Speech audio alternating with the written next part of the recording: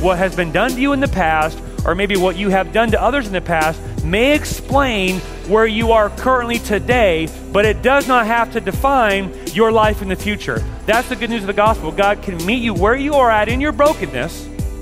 He can rescue you from that and put you on a new path, send you on a new way with a new identity and a new purpose and a new sense of meaning, where there's a free invitation to put on the royal robes of Jesus Christ and to be accepted fundamentally at the core of your being, not because of what you've done, but because of who you've been made to be in Christ. Forgiven, adopted, loved, chosen, cherished, predestined, elected, an heir to the throne. And when that happens, you now live from the palace of God into the city of man with a completely different paradigm, which is why I do not think it's overstating to say your identity determines your destiny.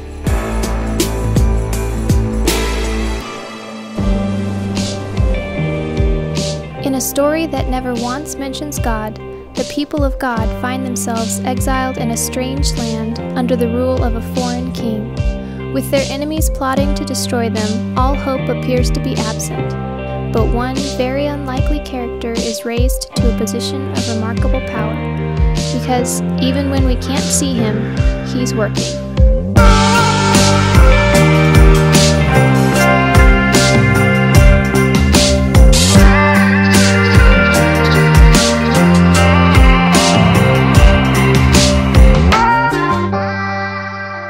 This morning, Esther chapter 6, How to Not Be Opposed by God. That's the title of my message, How Not to Be Opposed by God. Now, quickly before we dive in our story of Esther, this is the high-stakes moment. This is the pivotal moment of the story. And if you're not familiar with the story, I'll catch you up before we get into it. But I want to say that up front because I think it's important for us to know, because in a quick reading of Esther, you would not look at this very ordinary, unexciting, nonplussed chapter and think that's the defining moment, that's the high-stakes, pivotal moment of the story. And that's exactly why the author wrote it like that.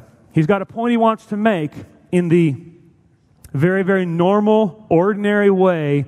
He accounts for the events in this chapter that only changed everything. Now, here's why it's a big deal. If you haven't caught up to speed with our series or haven't read the book of Esther, let me catch you up briefly. It's a historic account of King Xerxes and his reign over Persia. About 3 million square miles, 50 million people. He's the biggest, baddest, richest, most powerful, affluent man in the world. In chapter 1, he throws, it's a historical account, Herodotus, the Greek historian, accounts for it as well in his accounting of history. He throws a 6-month frat party for all of his military leaders in his nation. They come to the citadel of Persia, and for 6 months, it's open bar, open buffet, all the food you can eat, all the drink you can drink, all the women you can have, and it's designed to display the splendor of King Xerxes' glory. He thinks he's a god. He thinks he's the center of the universe, and he wants to prove it by showing how long it takes to roll out his glory for the people. Like if I had you over to my house, and the goal and intent of the barbecue was to display for you the vast wealth and glory of my possessions, it would be like a 15-second parade and then it'd be over. Like it just wouldn't take that long. Okay, it's like, well, there's my truck and there's a dog I got and got the clothes on my back, I guess, and then we're done, right? I just don't have that much. 6 months, 24/7, just display, parade of his glory, right? Went to Kashmir parade last night. That's what I thought about it too. Yeah, like, woo! Woo! I barely recovered since last night. And I'm wondering, how long is it? And I'm like, well, duh, it's small town, short parade, right? It's like, there's a fire truck, there's a cop car, there's a few kids on a horse, we're out of here. That was it, It's just pretty quick. Xerxes' parade it takes 6 months, 24/7, to trot out for all the people to see how rich and glorious and amazing he is. At the end of the little frat party here for the guys, he calls for his queen to come out and do a little pole dance for the guys, and she goes, stuff it, and so he fires her, and then he goes to try to kill all the Greeks, and he loses, and he comes back a beaten, whooped, less powerful, less rich, less astute man. That's the historical account of chapter 1 and chapter 2. So what he does then, to comfort himself, he asks counsel from a young man. okay? Which if you ask counsel from young men, their response will always be throw a party with virgins. And that's what he gets in chapter 2. So they throw a party. It's like, it's like the Bachelorette of Persia. It's like Persia's Got Talent for virgins. They come through the palace and he's trying them all out, right? He picks one he likes. Her name's Esther. This is how the story goes. Now, we all think Esther's a sweet, wonderful girl who just, got thrown into this horrible sex trafficking slave. No. Esther was an orphan child of God in Persia, right, outside of Jerusalem, living in Persia where they were not in threat of life. They had been set free by King Darius earlier. Esther and her cousin, who was raising her, decided to stay in Persia, stay in the world outside of God's promised land, suppress and hide their Jewish identity, voluntarily enter the virgin competition, and then in it to win it. For a year, she suppresses her Jewish identity. She disobeys the dietary laws of God. She could have been, at a moment's notice, said something, done something to disqualify her. She doesn't. She's in it to win it, and she does. And lo and behold, this secret Jewish girl who's denying her identity as a child of God has made it to the top of Persian culture as Queen Esther. Things are going great. I wasn't sure how it would go when I deny my identity in Christ, but it's not too bad so far. I'm climbing up the cultural ladder. This is great. Then a assassination plot is uncovered by her cousin Mordecai at the king's gate. He tells her, she tells the king, he tells Congress. They have a congressional hearing. They investigate it. It comes out to be true. They kill the two guys, and King Xerxes' life is saved. All is going pretty well. But instead of Mordecai being promoted, in the next chapter, this guy named Haman is promoted. Pretty good. I'll give it another shot. This guy Haman is promoted. Exactly. Boo his boo. He's a Class A royal dirtbag, okay? And he gets promoted, and he's super happy. This is great. Walks by Mordecai. Mordecai refuses to bow to him, not because of some fidelity to God. We've seen Mordecai compromise the whole story so far. Probably because Mordecai is frustrated he didn't get promoted, and Haman did.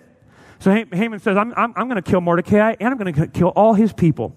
And so he gets the king to sign a law in the Medes and Persians that on one day, they're going to kill all the Jews in the land and plunder their property. This is a great thing for the Persians, not if you're a Jew. Mordecai finds out, tells Esther, who hadn't even heard about it, she's so far removed from the common man's plight, and says, hey, it might be that for such a time as this, you've been raised up to the palace. Which means just because you've made poor decision after poor decision after poor decision in your life does not qualify you from being used by God. But that was a sermon a few weeks ago, so go listen to that one. The point being, Esther decides to step into her identity as God's child, put her life on the line, and see if she can't figure out a way to save her people. This is a big moment. That's chapter 4 and 5. Now we're into this pivotal scene where the stakes are high. And here's why the stakes are high. And I know it's hard because it's just numbers, and it's hard to press into it because most of you stayed up late watching World Cup or got up early or, were with family last weekend or you were sports, thing this week. We got so much to be, busy about, right? It's hard to go, what, ancient texts, thousands of years ago? Who cares? So here's what's going on in this moment in the story so we can kind of emotionally get there together to feel the impact of the story. Because I believe that the lessons that God has put inside this text for us today are couched in a high-stakes, pivotal scene moment to make a point. For context, for those who remember this event that happened between 1940, 41, 1945, that we called World War II, this man in Germany named Hitler murdered approximately, it's approximate because there are really no documented accounts, approximately 6 million Jews over the course of 5 years, brutally murdering, stabbing, shooting, hanging, gassing, doing medical testing. The final solution, extermination of an entire people group in his country. Simultaneously, in Russia, Stalin's killing 5.7 million of his own people. These aren't soldiers dying in war. These are citizens being killed by their leaders. Many, many more millions were killed in conflict, but citizens killed by their leaders, 6 million in Germany, almost 6 million in Russia. That's 12 million people killed in the most barbaric ways possible over a 5-year bloodbath. I was looking at it last night, pictures of big, tough, armed to the teeth soldiers, rifles to the heads of mothers trying to protect their children as they stumble over dead bodies before the rifle sound cracks out and she falls dead to the ground, and then they walk over and finish off her 7-year-old or her 4-year-old. This is a barbarism that history experienced that still marks today. 6 million people exterminated over a 5-year period. Here's what's happening in this story.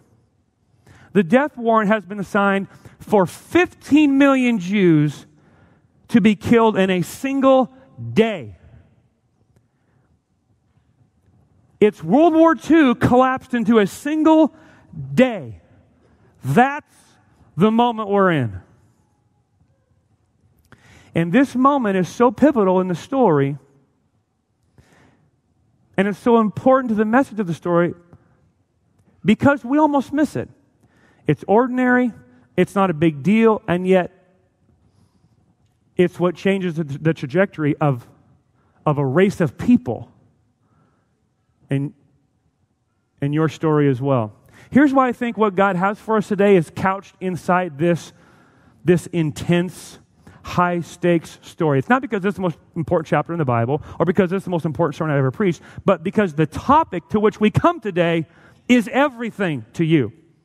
How you respond to, how you think about, how you interact with what we're going to look at today, the stakes could not be higher. It would be impossible for me to overstate how important, how essential, how your every waking moment, your every conscious thought, your every spoken word, your every acted out behavior, your every ambition, your every motive, your every choice is being shaped and determined and driven and propelled by what we're going to talk about today. Which means for you, the stakes could not be higher for you to get it.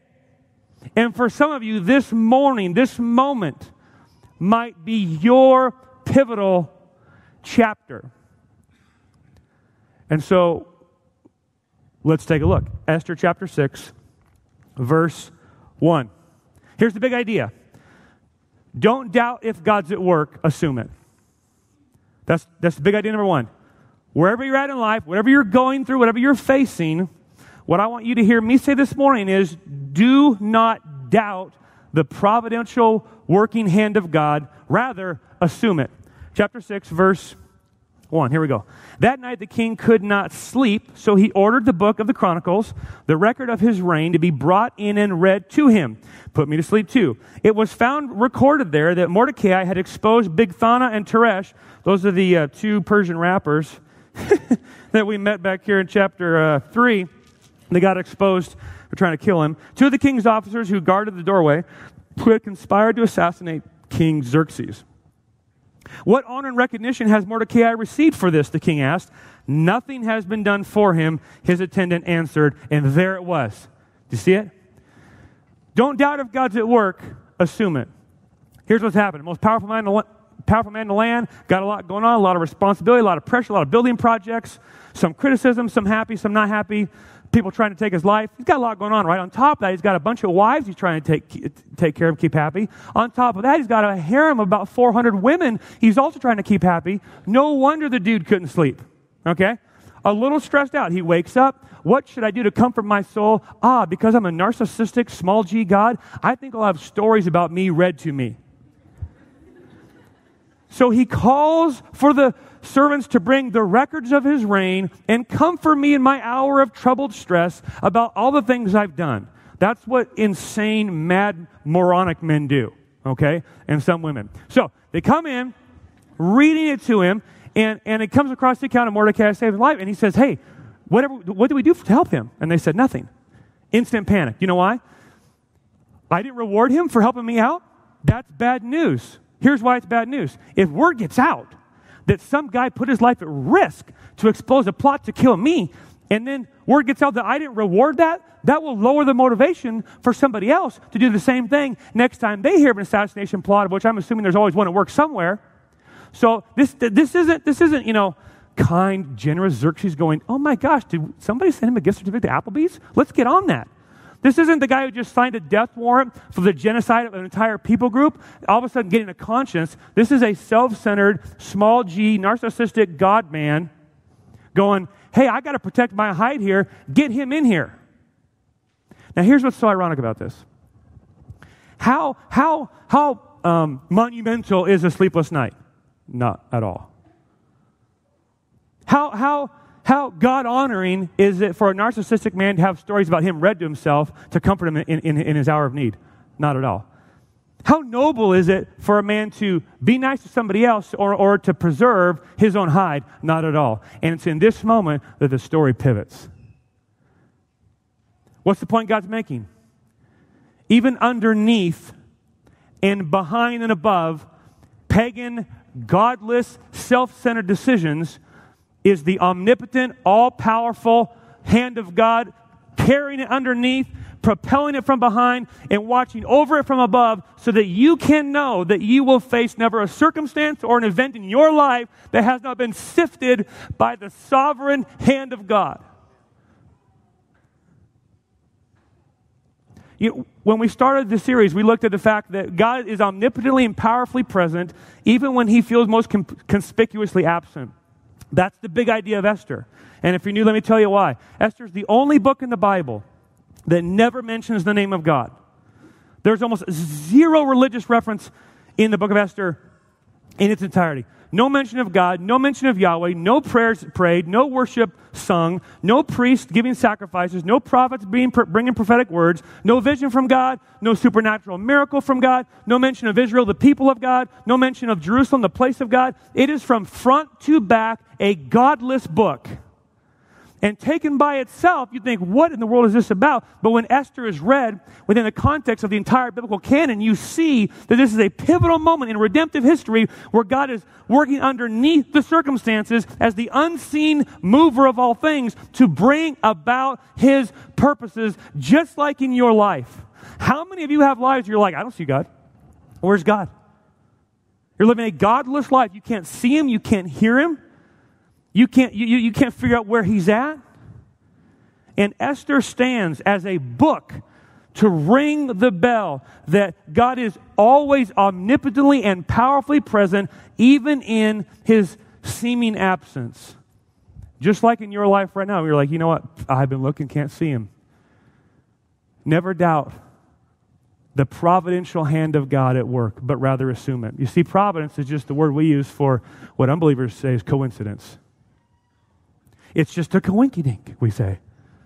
That's unbelievers trying to find language for explaining something that they can't explain, that happened as it should have, and is bringing about now something good. God's often doing his best work in the ordinary moments of normal life through broken people. This is what's so astounding about this chapter. No Red Sea moment. You know, you and I, we open the Bible, we look for the Red Sea moments, the angels striking, down people, dead people coming out of graves, and look around in our life, we're like, really? I get the beat-up used car that doesn't work?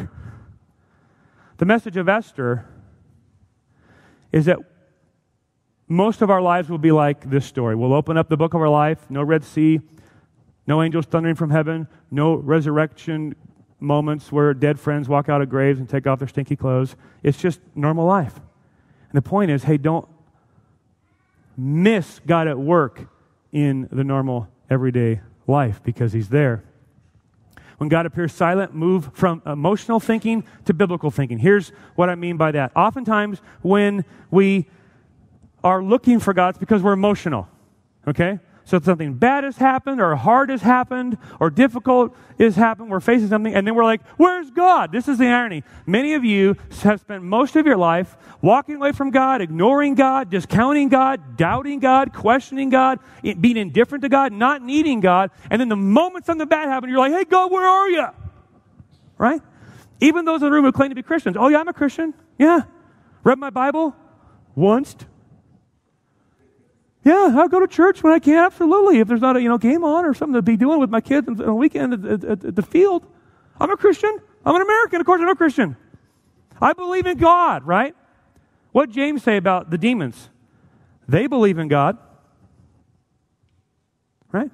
So if you believe in God, congratulations, demon status, It's more than an academic or intellectual ascension to a set of facts, or even a professional. Yeah, I believe in generic God. Where is God? And he's like, hey, moron, turn around. I'm right here. Here's the good news of the gospel. You can spend a lifetime indifferent to God, walking away from him, and the moment you ask for him, he's there. You've run from him, hid from him, ignored him, and then you're like, hey, where are you? He's like, I'm right here. That's the goodness of our God. But when I say think emotionally, not biblically, because when we're asking, where are you, God, and what are you doing? We're thinking from the quicksand of our emotions, not the bedrock of biblical truth. And so this biblical truth, I want to give you to put under your feet. So instead, when your emotions are like, where are you, God, and what are you doing? You're like, hey, wait, boom, rock. You're always at work, bringing about your perfect purposes. Got it. What were you thinking, God? Why did you let that happen? Oh, wait, who can know the mind of the Lord? How is this going to work out for me? I love doing this. He won't call me back. Suck it up, buttercup. And, that was for all the 19-year-old guys in the room. And, I will work out all things for my glory and your good. Can you see the quicksand of emotion and the bedrock of biblical truth and the difference between the two that you choose to stand on one day or to the next? So my encouragement from Esther 6 is to read the account of a very normal event that would change the course of history and then go, you know what, which probably means I can't read the normal events of my life yet and see how significant they are. Because the Puritans used to say a thing like this, the providence of God is like reading Hebrew. Right? Hebrew, you got to read Hebrew right to left, right? You got to read it backwards, like providence. Providence is best read backwards, meaning that very few of us will get a vision from God for the future where we can decisively say, that's what I should do, or that's where I should go, or that's what's going to happen. Very, very rarely, if ever. But what we can see more clearly is stopping, turning around, and looking at our story from the perspective of time and go, oh my goodness, there God was, there he was, there he was, there he was. I want you to leave with such a deep-seated conviction that God's working in your story right now at 7, 9, 11, 14, 17, 34, or 82, that you stop, turn the TV off, turn the Netflix off, turn the noise off, journal, think, reflect, and look for the hand of God in your story because it's there. You just haven't seen it maybe. Faith is not this nebulous hope that God's out there somewhere. Faith is the rugged confidence that the unseen hand of God is at work in the visible world, and now I need to ask him to help me see it. I need to ask him to help me see it. Big idea number 2. Don't disdain, despise, or dismiss humility. Pursue it. And here we are at the good stuff. Verse 4. The king said, who is in the court? Now, this is where it gets really good. Now, Haman...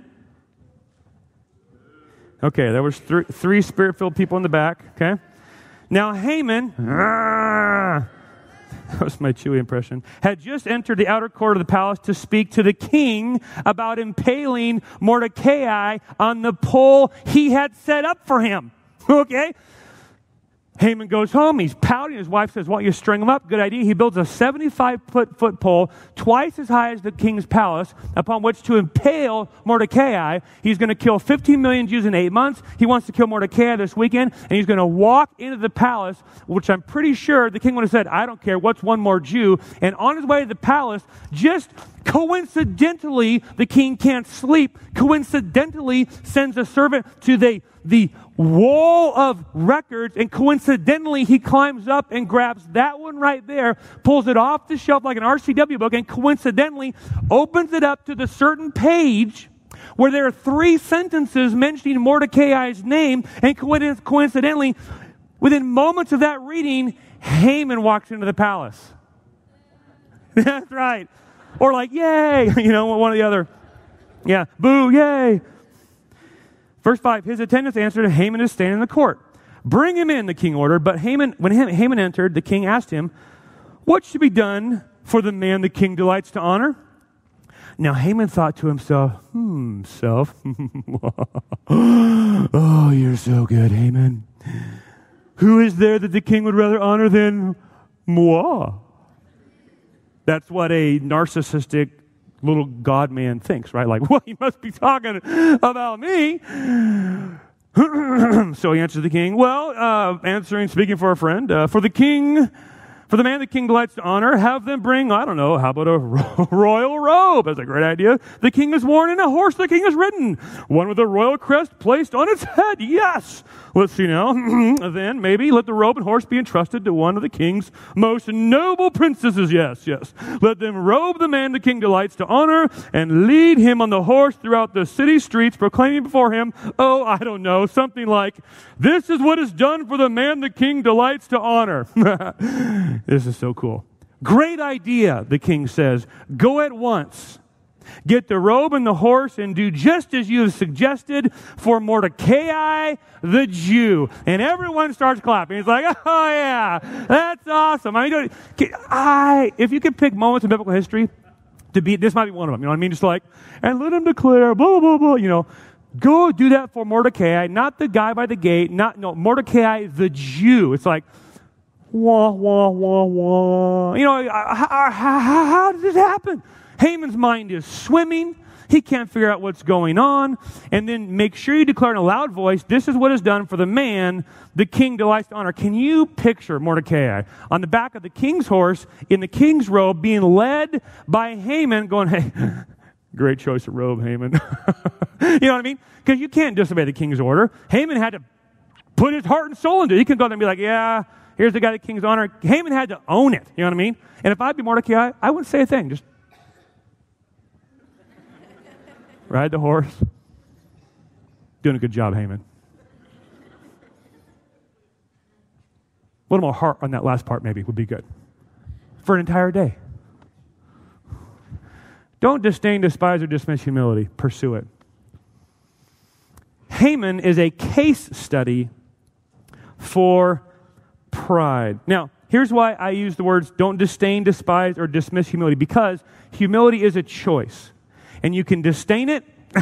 It's so weak. You can despise it. Stupid. You can dismiss it. Not needed. Or you can pursue it as if your life depended on it, which, by the way, it does.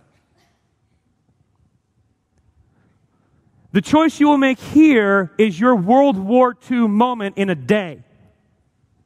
This is your high-stakes, pivotal moment. What will I do in relationship to the posture of my heart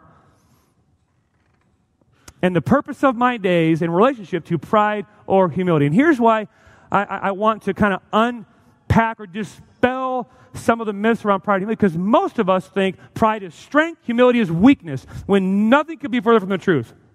Pride will make you increasingly weak. Humility will make you increasingly strong so that you can withstand any force of nature and be unmoved and sure in your personhood.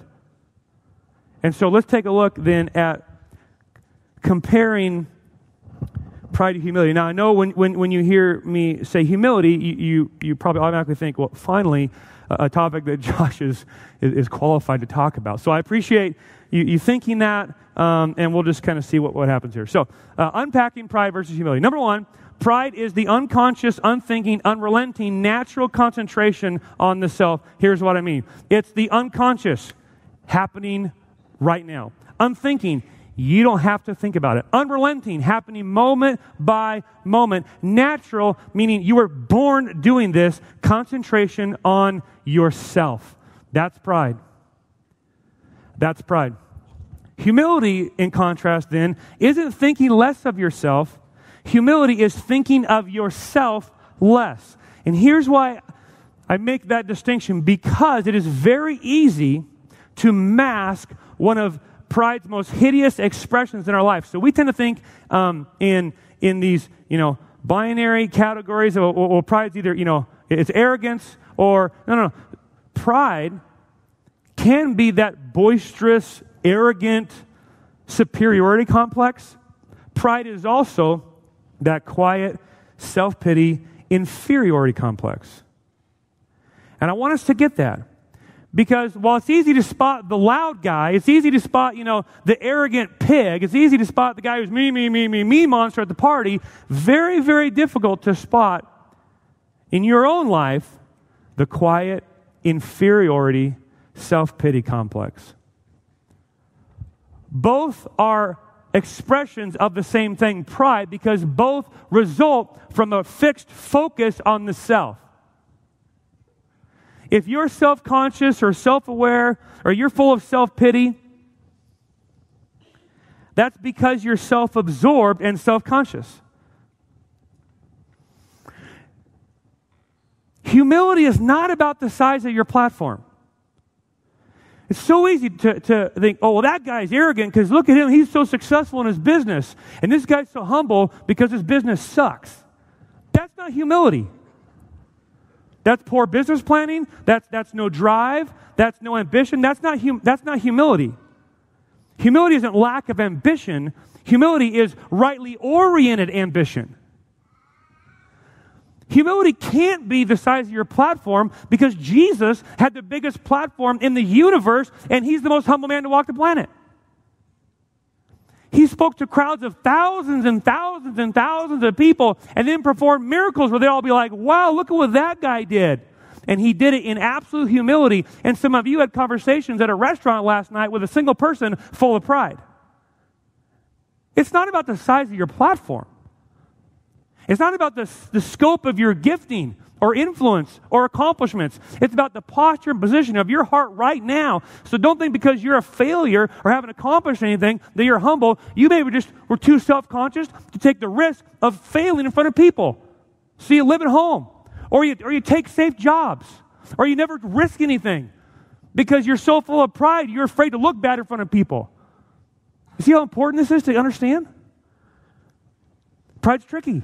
Pride's tricky. It has nothing to do with personality, has nothing to do with span of control or influence. It has everything to do with the posture of your heart.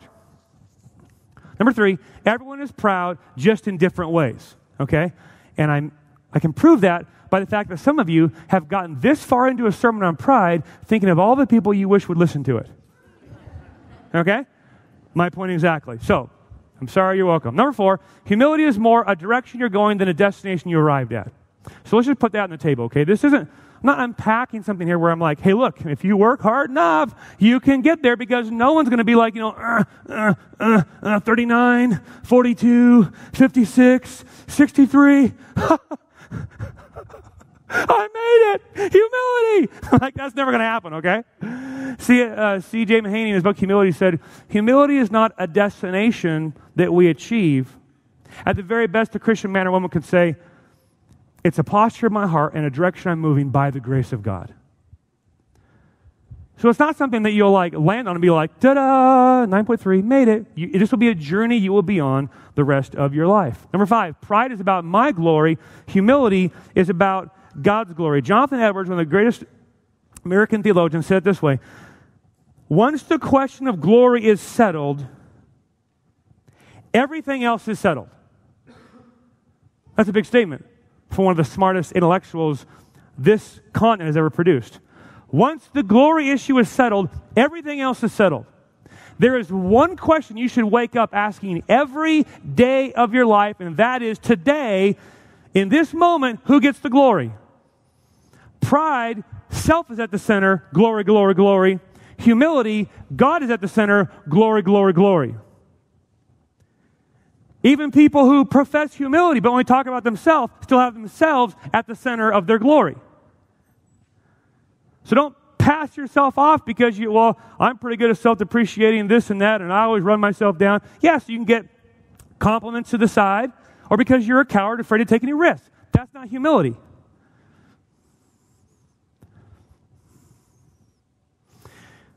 When you're in any given situation in your life, there's one question you should ask that gets the heart of pride and humility. Whose glory is this about right now? When you're in a conflict with your wife, one question you should ask: what should I do right now to give God the most glory? You're in a conflict with your parents. One question you should ask: what should I do in this moment for God to give the most glory? You're in a dating relationship. You're trying to choose a college. You're trying to choose a career. You're in conflict with someone at work. You just lost 17, softball games in a row, summer league. One question you should ask: how do I respond in this moment so that God gets the most glory? Because two humble people have a hard time staying in conflict to one another very long. You're in conflict. You're in relational despair. You're struggling. I just don't see where God's at work. Ask yourself the question, what am I doing right now and for whose glory? That's a wonderful diagnostic question for your life today and then tomorrow and then Tuesday, Wednesday, Thursday, and on into the rest of your life. Number 6, pride isn't a character trait you inherit. Pride isn't a character trait you have to forge. Meaning, pride isn't something you have to work at. Okay? Got to keep forging my pride. If I don't stay after it, it's going to slip away. No, congratulations, it's still here. Pride isn't a character trait you have to forge, and humility isn't a default posture of your heart. That's why your life is like my lawn. And that's an insult. And if you're offended, back to the pride thing. I was looking at my lawn yesterday, and it's the ongoing frustration of my life. And if you know me well, you know that I don't grow things well. I put things to mortality well, including my grass. And so I'm in this ongoing battle with my grass, and it hit me, you know what? My life is like my lawn, in that pride and humility are like weeds and grass. Pride and humility are like weeds and grass. Weeds are native to the soil of my backyard. The grass I'm trying to grow had to get planted there from an outside source. Pride and humility are like the weeds and grass in my lawn because I don't have to work at growing the one, but the other takes a lot of work if it's going to stay. Pride and humility are like weeds and grass on my lawn in that I can ignore the one for 2 weeks and it will flourish, right? If I ignore the other for a day, it starts to die.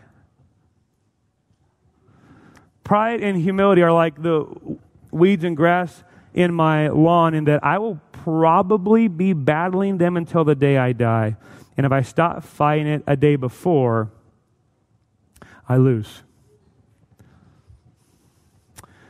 Number 7, humility is the prerequisite for an emotionally, mentally, spiritually, relationally healthy world. Here's the deal.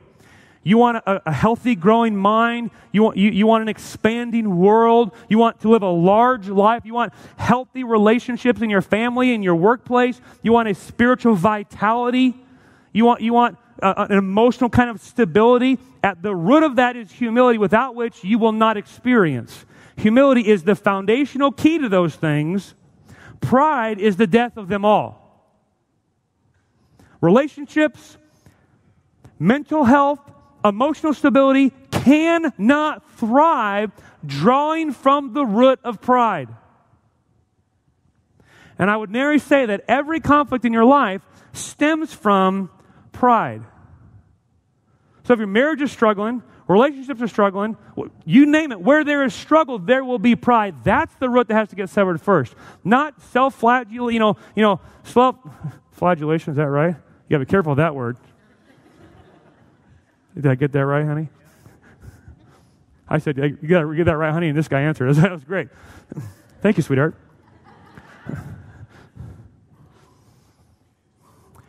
I had a thought this morning. Pride and humility are like trees, right? They'll grow when you water them, and they both bear fruit.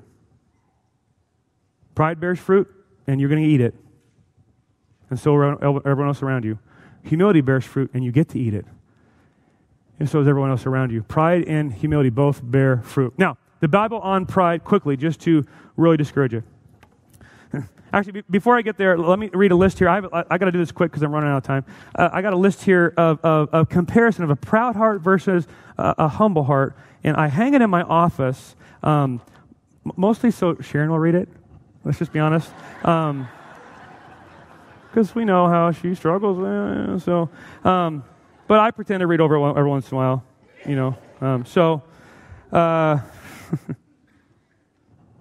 No, I have it there because most of the days I'm in this column, and I got to fight to get over to this column. So maybe you're still here going like just grab. this is an unnecessary sermon for myself, Josh, but I hope my spouse is listening. Let me help you out here and help and unpack maybe where you're at on this continuum. A proud person focuses on the failures of others. A humble person is overwhelmed with their sense of own spiritual need. A proud person is self-righteous, critical, fault-finding spirit, looks down on others through a telescope and looks at themselves through a telescope and others with a microscope. A humble person is compassionate, forgiving, and looks for the best in others. The proud person looks down on others, is independent, self-sufficient, maintains control, must always be their way, has to win, has to prove they're right, claims their rights, demanding spirit, desires for others to see them, desires self-advancement, desires to be recognized and appreciated, feels confident in how much they know, always self-conscious, keeps people at arm's length, quick to blame others, unapproachable, defensive when criticized, concerned with being respected, concerned about what others think, works to maintain their image and protect their reputation, finds it difficult to share vulnerably with others, wants to be sure nobody finds out their sin, has a hard time saying, I was wrong, will you please forgive me? Note, if you haven't said, I'm sorry, I was wrong, would you forgive me? And were specific with your sin to your wife in the last 24 hours or your kids in the last 24 hours, you are either perfect, I'll let you finish that sentence, or you need to get on it. A humble person surrenders control, willing to yield their rights to be right, giving spirit, motivated to serve, desires to promote others, sense of unworthiness, but thrilled to be used at all by God, rejoices when others are lifted up, humbled by how much they have to learn, not concerned with self at all, risks getting close to others, accepts personal responsibility, sees when they're wrong, easy to approach, receives criticism with a humble, open heart, concerned with being real. All that matters is what God knows, dies to their own reputation, more concerned with God's, willing to be open and transparent, willing to be exposed, deals in specifics, quick to admit failure and seek forgiveness. And I'll stop reading before you leave because it's discouraging to realize how much you live every day, and I live every day in a posture of pride, which is why it's the fight of your life. Now, a few verses on pride quickly. Proverbs 11:2. When pride comes, then comes, what's the word? Can you read that? Disgrace. But with humility comes wisdom. You got a choice to make, wisdom or disgrace. Proverbs 13:10, where there is strife, there was pride, but wisdom is found in those who take advice. Proverbs 16:18, pride goes before destruction and a haughty spirit before a fall. Proverbs 29:23, pride brings a person low, but the lowly in spirit gain honor. I did a study in college one time. I sat down in my dorm room, I opened my Bible, and I read every verse where the word fool or wise person was mentioned in Proverbs. You know what I found out? A wise person is not the person who knows all the answers, who has all the information. A wise person is someone who seeks counsel, responds to instruction, heeds correction, bows to discipline, and seeks the counsel of others, not just relying on their own strength and their own knowledge to point things out, which means wisdom isn't knowing everything. Wisdom is knowing that you don't know everything. Proverbs 8:13, pride, arrogance, and the way of evil I hate. Proverbs 8, verse 5, the Lord detests the proud of heart. Be sure of this, they will not go unpunished. How to not wake up and find yourself opposed to God? You walk the road of humility. You abandon the way of pride. Not one time, not twice, not junior high camp in a recommitment ceremony, and then once I mentioned it in our wedding vows, and haven't thought of it since. But a daily, moment by moment choice to turn away from self towards God. 1 Peter put it like this: all of you clothe yourselves with humility towards one another, because God opposes the proud, but shows favor to the humble. Humble yourselves, therefore, under God's mighty hand, that He may lift you up in due time. But He gives us more grace. That is why the Scripture says this to James. God opposes the proud, but shows favor to the humble. Twice mentioned in the New Testament. God opposes the proud. He sets Himself against the proud. Submit yourselves then to God. Resist the devil, and he will flee from you. Interesting to note, the devil is mentioned in the same sentence as pride. How do you resist the devil? You fight your own pride. Wash your hands, you sinners, and purify your hearts, you double-minded. Grieve, mourn, and wail. Change your laughter to mourning and your joy to gloom. Humble yourselves before the Lord, and He will lift you up. Okay, so if I'm supposed to pursue humility as if my life depends on it, how do I do that in the last 2 minutes? Well, you read the rest of the story in chapter 6. Look at Esther 6, verse 12. Big idea number 3. Don't merely grieve your sin, repent from your sin. Chapter 6, verse 12. After Mordecai returned to the king's gate, but Haman rushed home with his head covered in grief and told Zeresh, his wife, and all his friends everything that had happened to him. His advisors and his wife Zeresh said to him, since Mordecai, before whom your downfall has started, is of Jewish origin, you cannot stand against him. You will surely come to ruin. And as if prophetically spoken, verse 14, while they were still talking with him, the king's eunuchs arrived and hurried Haman away to the banquet Esther had prepared. Here's the point.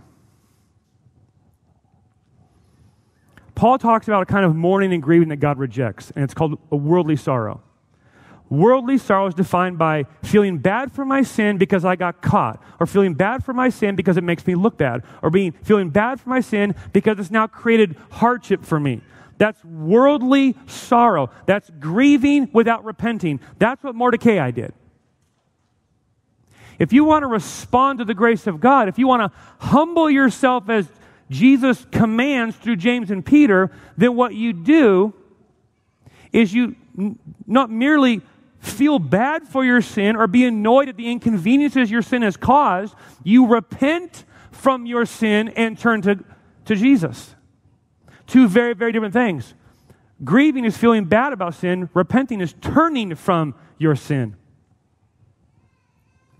Some of you, interesting to know, might be listening right now, and you're like, this is really cute. A pastor telling me that I'm a proud person and that my life's going to fall apart. Well, he doesn't know me. I'm a proud person, and I got life by the tail. Some of you are so proud and so successful, and they're not mutually exclusive, but you can be one, oftentimes breeds the other. You're like, look at you schmuck, 39-year-old, nothing, whippersnapper, wet behind the ear. I'm 45, I'm 56, I'm 60, whatever, and I have experienced nothing but success, and when I failed, I got back up again, I dug deep, I worked hard, and I got me to where I'm at right now, which is my point exactly. And some of you are going to work hard to secure success to the day that you die. I mean, picture Haman. He's sitting there, and in a matter of moments, his life has changed. He's in his palace, surrounded by all the stuff that he worked so hard to get, and he's sitting there, and not one thing can bring him happiness. Not his computer, not his Netflix account, not his iPad, not his robot, self-driving Tesla car, not all the stuff he's got. None of it good, because out the window, there's a 75-foot pole he dug, he cut, he raised, and he realizes the prophetic words of his wife, you're going to get stuck on it. The irony is that when we walk the road of pride, we build our own gallows. How rich was Haman when the tables turned? Very rich. How popular was Haman when the tables turned? Very popular. How powerful was Haman when the tables turned? Second most powerful man in the world. Which means you can't have enough power, money, wealth to secure safety from your own destruction brought about by the root of pride you let grow there. And so you're thinking, well, Haman didn't make it to the grave, but I have set myself up so that when I die, I will have successfully secured my success to the end. Congratulations. You will close your eyes looking at all the worldly success you pursued and lived for because of pride, and then you will open your eyes because the moment that you draw your last breath on earth is the moment you get your first glimpse of God. You will close your eyes, a proud man or a proud woman, and you will open your eyes to behold the wrath of God in the fiery eyes of Jesus, and you will realize you lost everything. Now, some of you have already experienced your Haman moment. You're on the other side of your Haman moment. Life's a wreck, lost the marriage, lost the kids, lost the car, lost the house, lost the job. Should you leave here full of despair? No, you should not. Why? Because Haman's options are over. But your options stand right in front of you today. There's no question in Haman's mind, right in this moment, right now. Who's the center of the universe? Who's the king? Who's the real party for? Because humility is not optional, right? You'll either bow now or you'll bow later. It's humility now of your own choosing or humiliation later when Jesus shows up and restores you to your proper place, namely not God. And so what does it look like then to cultivate humility? Just in closing, and when I say in closing, that means nothing.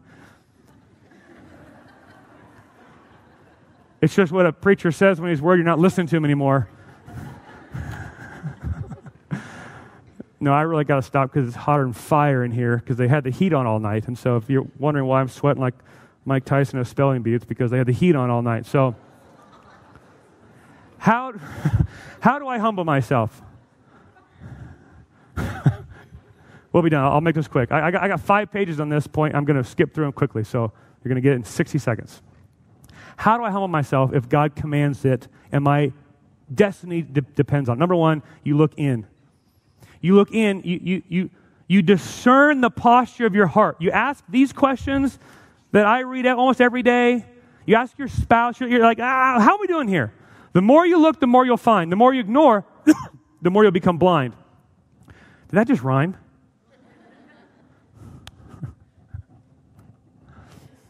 You learn to look in. You stop, you journal, you reflect, you pray, you talk to Jesus, you ask the Holy Spirit to open the blindness of your eyes to see what you cannot see. Am I an arrogant man? Am I a self-pity man? Am I a superior woman? Am I a inferior woman? Am I self-conscious? Am I confident? Is my confidence in me? Is it in God? Start asking questions. Look in, reflect, and ask God to reveal where your heart is. Secondly, look out. Look out. It boggles my mind how arrogant just small little man can become. I Googled last night. I Googled professions in the world. Okay, I mean, just listen to this. Physics, geophysics, quantum mechanics, thermodynamics, computer science, meteorology, complex analysis, chemical kinetics, electromagnetic, linear algebra, astrophysics, calculus, mathematics, ergonomics, chemistry, linguistics, theoretical physics, atomic physics, photochemistry, biophysics, probability theory, statistical mechanics, ontology, neuroscience, organic chemistry, radio technology, genetics, network theory, particle physics, mathematical logic, topology, condensed matter physics, my personal favorite, crystallography, demography, plasma physics, photoelectric effect, actuaries, aerial riggers, air traffic controllers, anthropologists, astrologers, auditors, auto tech, electricians, audio graphic designers, assessors, artificial flower makers, architects, aircraft mechanics. I'm still in the A's. Beekeeper, biochemist, biologist, biotechnologist, biscuit maker, blacksmith, boiler operator, bookkeeper, brush maker, broadcaster, building electrician, building inspector, butcher, carpenter, cartographer, cheese maker. Shout out for the cheese makers. Chemical plant machine operator, chemical engineer, chemical technologist, chimney sweep, coffee roaster, commercial lawyer, composer, computer engineer, computer programmer, criminal investigator, crane driver, craft upholsterer, and we're going to stop there. Mind blowing. You and I'll speak for myself. I probably couldn't give a coherent description, one sentence description of 5 of those, let alone talk intelligently about any of those things for 5 minutes. I lose my keys on a regular basis, and I have the audacity to think I know what to do. I have all the answers. You can't possibly fathom how insignificantly small you are. And one of the things we got to do is look out into the world and just be stunned into silence at how big the world is that God made, of which He oversees all of it flawlessly right now. He couldn't just write a 5-paragraph description of those things. He made them. And there's something preciously good for the soul to be made to feel small and insignificant. Not in a self-pity way, but in a restoring perspective way about life and reality in terms of who we are and who God is. And it's a marvelous thing that God has made you and I in His image. It's a staggering thing. He could put so much beauty and creativity and innovation and uniqueness into one little teeny human being. But don't let that make you think the world revolves around you. You're a ball of dirt. You are the moon that reflects the glorious sunlight of the ball of fire, the Son of God. The moon's great until you compare it to the sun, and then it's like ball of dirt, extraordinary star. And so look in and get perspective on the posture of your heart, and then look out and get perspective on the size of the world you live in. And then look up to Jesus. Because you'll never grow in humility looking at your pride. You'll grow in humility looking to the humility of Jesus. Because we become like our kings. Haman became like his king. Self-centered, self-promoting, self-conscious. Little g God, living for his own glory. But when you look to King Jesus, the great servant, the better servant, we will become what we behold. Haman wanted to wear the king's robe proudly, but Jesus took off his robes humbly. Haman raised himself up and was taken down from glory to death, but Jesus humbled himself and was raised up from death to glory. Haman never repented of his sin, but Jesus had no sin to repent of. Haman planned to crucify his enemy, but Jesus planned to be crucified in the place of his enemies. Haman plotted to kill all of God's people, but Jesus planned to die for all of God's people. Haman wanted his king to honor him publicly, but Jesus, King Jesus, was willingly stripped and shamed publicly. Haman would not forgive one man for one thing, but our King Jesus will forgive anyone for anything. And somebody needs to say amen, that you serve that kind of humble king to bow down and love you who has rejected him.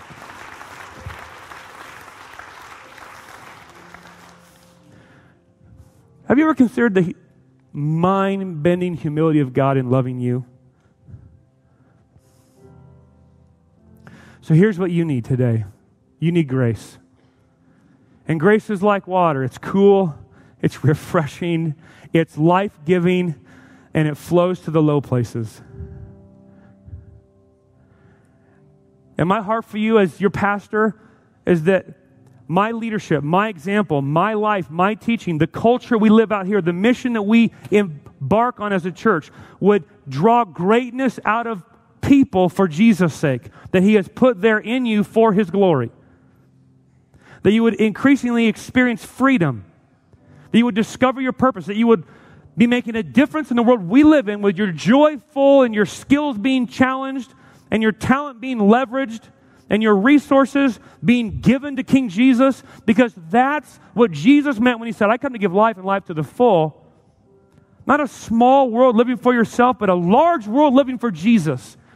The proud man or woman's world gets smaller and smaller and smaller, relationally, mentally, emotionally, physically, financially. The world of the humble gets larger and larger and larger and larger as God expands it for his glory. Because you see, the first step towards greatness is not up, but down. And so Jesus' invitation to you today is to get low. Stop trying to exalt yourself. You're crappy at it anyways. Look to Jesus, the exalted one, and experience, maybe for the first time, the glory and the freedom of self-forgetfulness. Not self-depreciation, self-forgetfulness.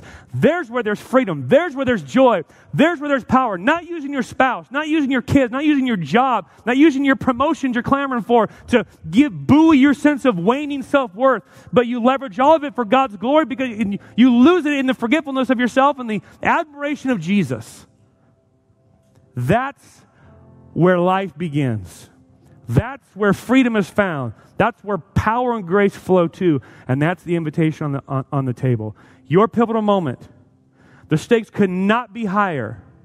Will your life be World War II in one day, or will it be freedom, joy, life, everlasting, where we then spend an eternity discovering this stuff, growing in our knowledge and grace of God and his world that he's called us to live in?